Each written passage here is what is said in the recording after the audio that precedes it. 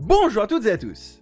Une fois n'est pas coutume, j'arrive à proposer une vidéo en temps et en heure, et pour le coup, j'arrive à peu près à rejoindre l'actualité. C'est une chose assez rare pour être soulignée parce que je crois que depuis la création de cette chaîne, c'est la première fois. Mieux vaut tard que jamais, après tout. Hein. Bon, nous allons parler de cinéma, ça change. Ça fait un petit moment que j'avais pas parlé, fait une critique à proprement parler d'un film. Quoique, je suis en train de me poser la question, est-ce que j'en ai pas fait une récemment ? Ça me reviendra. Donc, oui, je sais que normalement je vais sortir soit la FAQ, soit du coup la partie 2 des rattrapages. Je me dis, tiens, je vais en profiter. Là, pour une fois que je peux être à peu près pile le jour de la sortie d'un film, je vais pas me faire prier. Aujourd'hui, nous allons parler d'un film. Nous allons parler du coup d'un film basé sur une thématique que je chéris tant, c'est-à-dire le sport automobile. Non, partez pas, je vous jure que le film est bien en plus. Ça change parce que j'ai analysé pas mal de purges ces derniers temps, donc ce serait pas mal de parler d'un bon film, qui en plus peut être pour tout le monde. Et ça, c'est cool. Donc du coup, aujourd'hui, nous allons parler donc de...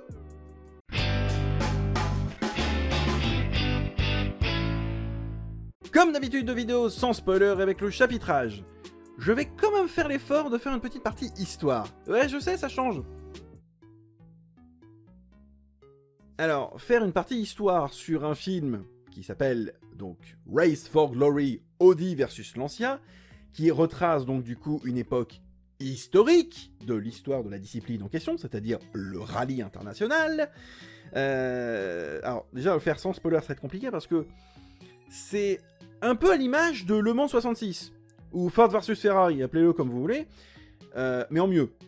Bon, enfin mieux, ça dépend quel est votre point de vue, mais bon.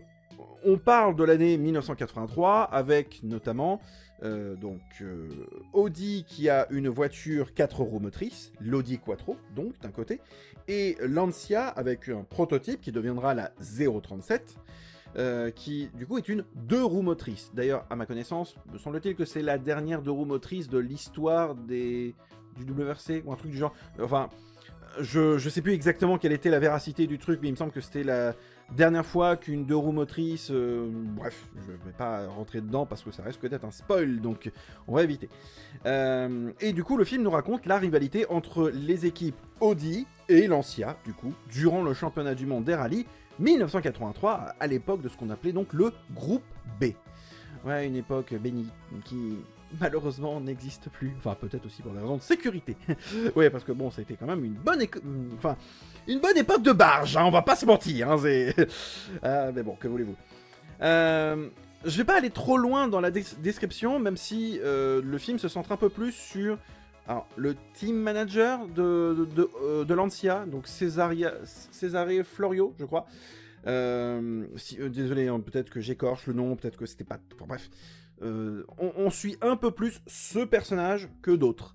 On suit également le pilote de Lancia, Walter Röhrl, que moi j'ai toujours associé à Audi et au groupe Volkswagen avec Porsche notamment, mais visiblement il a été chez Lancia avant, bon comme quoi. Mais bon voilà, du coup on suit un peu plus Lancia que Audi, même si le film s'appelle Audi versus Lancia.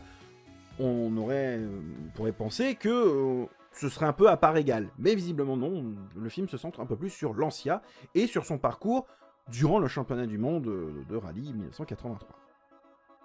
Passons à mon avis.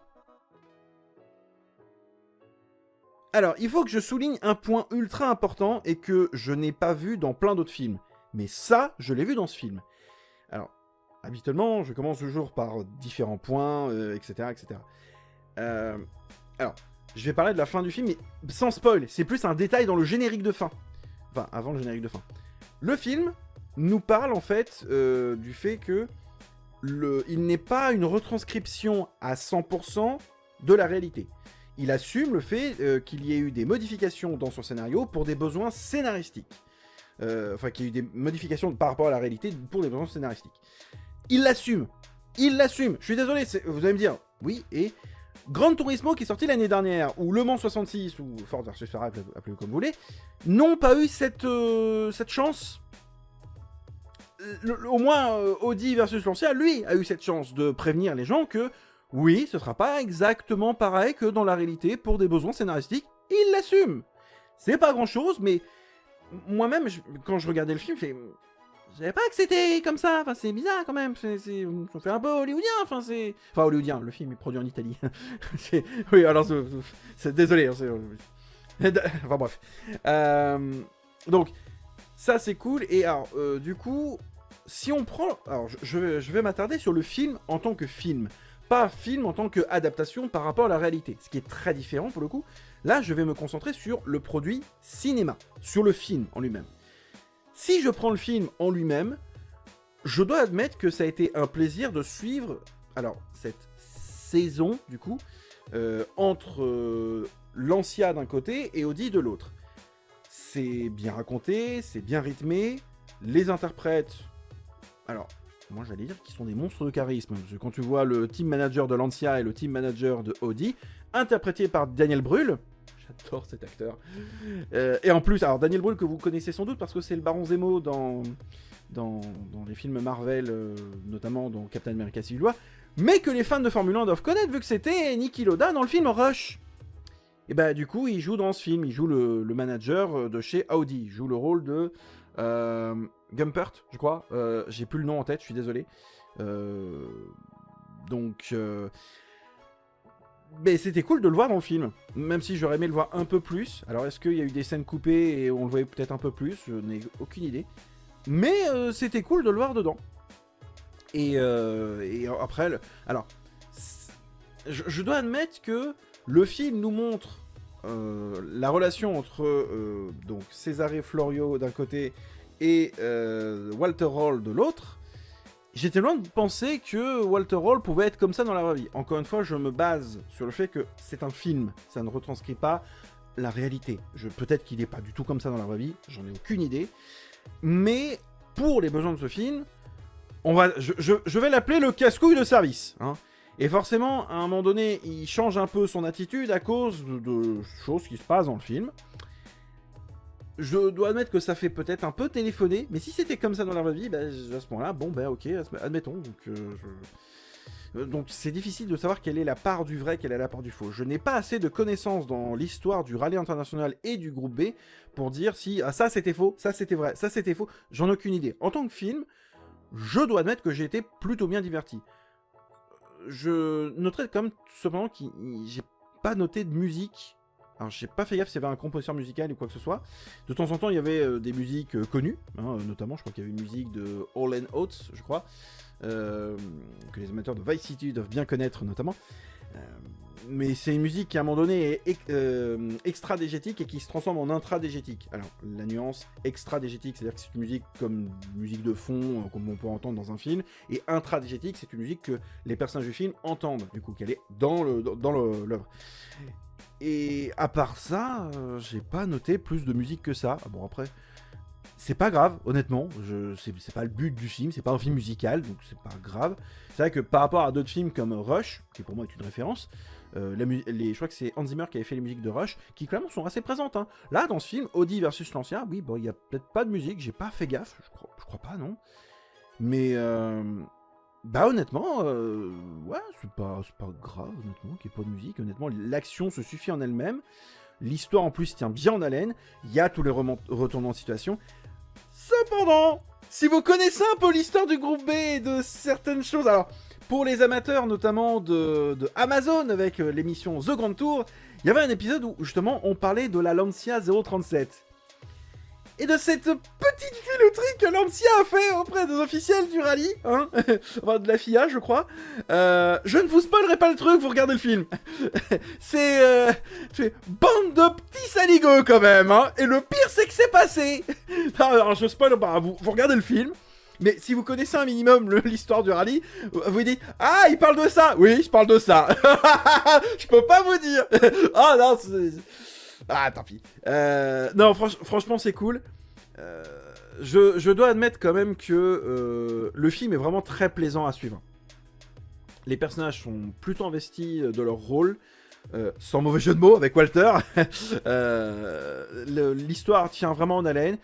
Alors, moi, encore une fois, je connaissais pas l'intégralité de l'histoire. Je connaissais que le début, mais pas la fin. Après, encore une fois, je sais que le film a certainement pris beaucoup de liberté avec la réalité, donc je m'y attends. Mais je prends l'œuvre pour un film, pas pour de la véracité historique. Pas comme la plupart des fans de Netflix qui prennent Drive to Survive comme acquis par rapport à la réalité. Vous voulez regarder la Formule 1, regardez directement un diffuseur, ce sera plus simple. Alors que là, oui, je partais du principe que c'était un film avant tout, qui avait pour but de raconter une histoire, certainement remaniée pour les besoins d'un scénario. Oui, à un moment donné, on peut pas forcément tout dire en film ou en série, etc. Faut le réadapter par rapport à un scénario, forcément, c'est logique. Une adaptation à 100% n'existe pas, il y a forcément des modifications pour les besoins d'un scénar. C'est comme quand vous prenez par exemple un roman ou un comics et que vous le transposez dans un format audiovisuel. Forcément, il y a des choses qui passeront à la trappe et d'autres pas forcément qui resteront parce qu'il faut faire avancer le récit. Exemple, Tom Bombadil dans les films Seigneur des Anneaux. Il n'existe pas dans les films, mais il existe dans les bouquins. Donc voilà, à un moment donné, on peut pas faire une adaptation à 100% parfait. Pareil pour Harry Potter, le truc avec les elfes de maison et Hermione n'est pas présent dans les films, et pourtant c'est dans les bouquins. Voilà, donc il y a toujours des différences par rapport à un contexte et par rapport au cinéma. Là, pour le coup, oui, il y a des changements certainement entre le film, Audi versus Lancia, enfin Race for Glory, hein, si vous préférez, et la réalité, sauf que j'ai pas cette connaissance avec la réalité pour vous dire si clairement tout était vrai, tout était juste, tout était exact. J'en ai pas la moindre idée. Moi, je veux juste voir un film, j'ai vu un film, j'ai apprécié, je me doute que c'est pas à 100% la réalité, mais j'ai apprécié ce film. Cependant, je serais quand même assez curieux d'avoir l'opinion de professionnels du monde du rallye. Honnêtement, c'est leur monde à eux. Je me doute bien forcément que c'est un film, donc peut-être que ça ne retranscrit pas l'intégralité de ce qu'on pourrait ressentir quand on est dans l'intérieur du monde du rallye, mais je serais quand même curieux de savoir qu'est-ce que les gens du monde du rallye ont pensé de cette œuvre. Je veux dire, il me semble, pour vous donner un exemple, Michel Mouton, grande légende du rallye international et de l'histoire de la discipline et de l'histoire du sport automobile, est présente également dans le film. Du coup, moi je serais curieux de savoir, est-ce qu'elle a apprécié le film ou au contraire, est-ce que ce film est un ramassis de conneries? J'en ai aucune idée, j'aimerais bien avoir l'avis de la profession, savoir ce qu'elle pense de ce film. Peut-être par curiosité. Peut-être que j'ai aimé un film qui est en fait une grosse bouse. Peut-être que j'ai aimé un film qui sera plutôt apprécié par la profession. Je n'en ai aucune idée, mais j'ai passé un bon moment. Voilà, je prétends pas que c'est le film de l'année, loin de là. Je dirais que j'ai apprécié. J'ai passé un moment agréable. En tout cas, j'ai passé un moment beaucoup plus agréable qu'avec Gran Turismo. Voilà, et je crois que le film a quasiment 2 fois moins de budget que Gran Turismo. La loose, hein Sony, hein Voilà. Donc, recommandation, oui, allez voir ce film. Alors, si vous aimez le sport automobile, bien évidemment. Quoique, y a-t-il vraiment besoin d'être fan de sport automobile pour apprécier ce film? Je dirais que non. Je dirais que même si vous n'êtes pas forcément fan de sport automobile, par curiosité, si vous avez peut-être l'occasion de voir ce film, même sans être fan de sport auto, hein, le film explique relativement bien son contenu, relativement bien qui sont les personnes présentes dans le film, avec les enjeux, les lieux, le contexte, etc. Concrètement, en tant que film divertissant, vous pouvez y trouver votre compte, ça peut être assez intéressant, ça peut peut-être vous donner envie de suivre du rallye, qui sait, bon, j'exagère peut-être un petit peu, mais je dois admettre que, pour un film sur du rallye, il ne prend pas en ridicule, la discipline. J'aurais même tendance à dire que ça a peut-être été fait par des gens qui s'y connaissaient un minimum et qui, visiblement, avaient de l'affect pour le sport auto. C'est comme le deuxième film de sport auto avec Daniel Brühl, aussi, accessoirement. Ce qui est, en général, un très bon gage de qualité. Hein. Je rappelle que Rush, autre film dans lequel il a joué, était aussi de qualité. Donc, moralité de l'histoire, si vous faites un film sur le sport auto, engagez Daniel Brühl. Il vous portera bonheur et en plus, c'est un super bon acteur. Ouais, c'est ma conclusion. Je suis désolé. Mais c'est mieux que rien. Hein. Voilà, c'est la fin de cette vidéo. Merci à vous toutes et à tous de l'avoir suivi. Comme d'habitude, n'hésitez pas à vous abonner, à mettre le petit pouce sur YouTube, s'il vous plaît. Merci.